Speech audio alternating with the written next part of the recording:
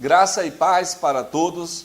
Temos a oportunidade de estudarmos junto com os professores e professoras de escola dominical, também os alunos de escola dominical, a respeito da lição 3 da revista da editora Betel, que nesse trimestre de janeiro a março trabalha sobre a fidelidade.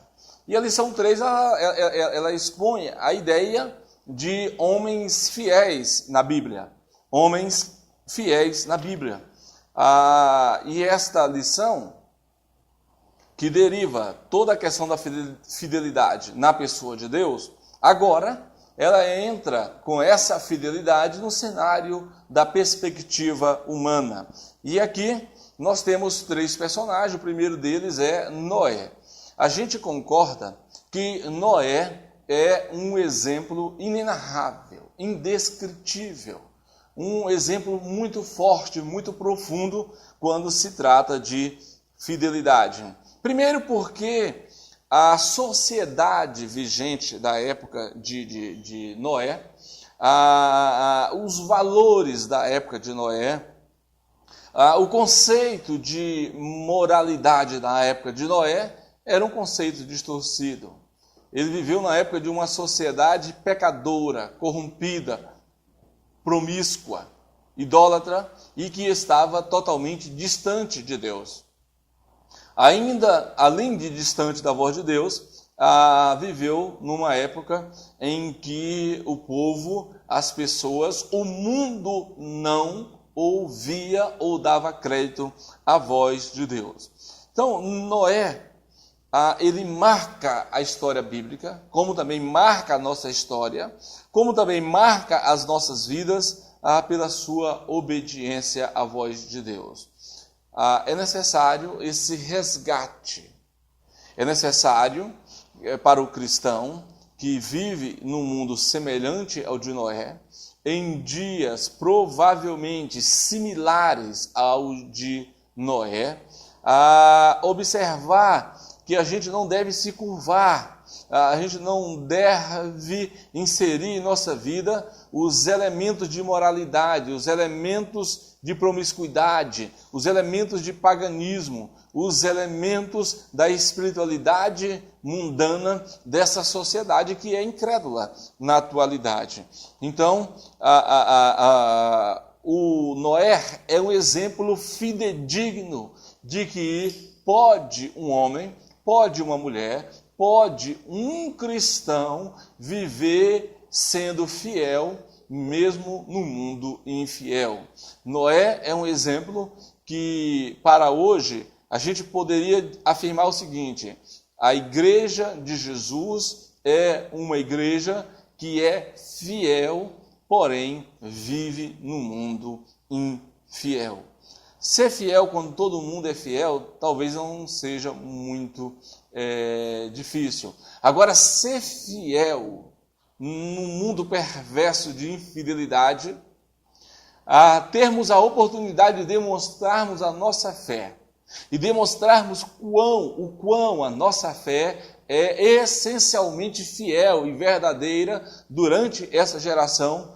Para isso a gente precisa aprender com Noé.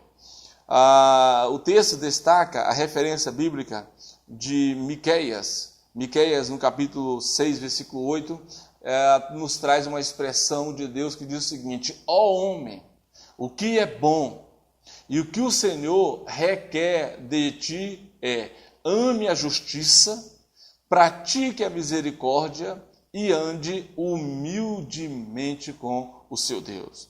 Então Moisés tem a sua fidelidade caracterizada pela sua obediência, pela capacidade também de responder com convicção, com fé à voz de Deus. A própria construção da arca é uma resposta, né, de uma obra de fé. A Bíblia afirma que Noé era um homem de fé, lá em Hebreus capítulo 11, versículo 7, e que fortaleceu a sua comunhão com Deus. A gente precisa aprender pedagogicamente com a fidelidade de Noé. Um outro exemplo narrado na nossa revista é a respeito de Ana, uma mulher que por volta dos 84 anos ainda ansiava ser alcançada pela fidelidade de Deus. Deus a torna e lhe dá a capacidade de gerar uma criança e ser mãe. Ana é tão fiel a Deus que o fruto dessa promessa, a resposta dessa promessa, que chama-se Samuel, o seu filho, ela dedica para Deus, ela separa para Deus. Hoje, a gente vive uma época em que as pessoas não se dedicam mais para Deus. Se dedicam à sua formação profissional, escolhendo os melhores cursos, mas não se dedicam à exposição das Escrituras. Elas não querem estudar, não querem ir para um bom instituto bíblico, um bom seminário de teologia, uma ótima faculdade de teologia. Elas não querem. Elas querem fazer a obra de Deus, mas elas não querem ser capacitadas e ainda se defendem com um jargão, com um clichê muito superficial, que elas gostam de dizer que Deus não chama os capacitados, mas capacita os chamados. Ora, em toda a Bíblia, a gente percebe que Deus capacita os chamados, mas a gente percebe que Deus chama sim os capacitados.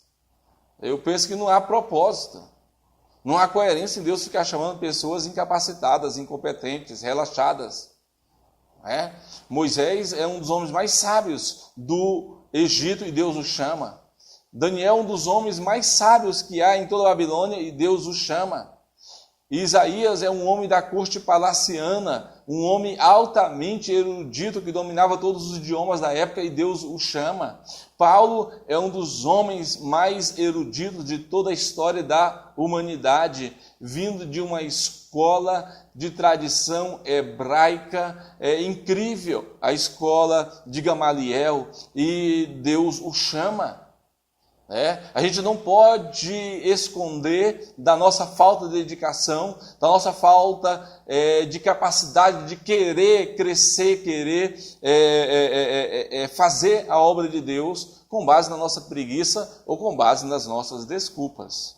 Então Ana é um modelo de uma mulher dedicada, que investe no relacionamento com Deus, através da oração, através da súplica, através do seu clamor. Ana é uma mulher encorajadora.